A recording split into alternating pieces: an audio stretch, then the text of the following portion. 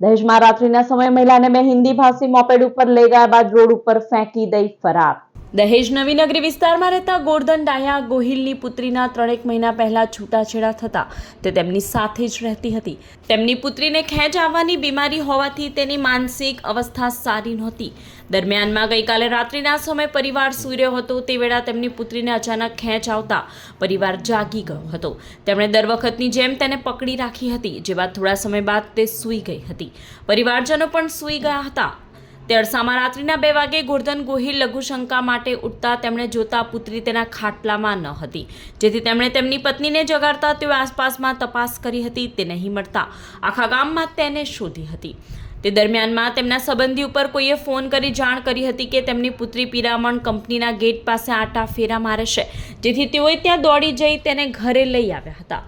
તેણે જોતા તેને ઈજાઓ થયેલી જણાઈ હતી, જેથી તેને પૂછતા તેને જણાવ્યું હતું કે 2 હિન્દી ભાષીઓ તેને એક્ટિવા જેવી ગાડી ઉપર બેસાડી ગયા હતા, જે બાદ રસ્તામાં ધક્કો મારી ફેંકી દીધી હતી। ઘટનાના પગલે તેને ખાનગી દવાખાનામાં લઈ જવાઈ હતી। પોલીસને જાણ કરતા પોલીસે મામલામાં મહિલાના પિતાની ફરિયાદના આધારે ગુનો નોંધી આગળની કાર્યવાહી હાથ ધરી છે।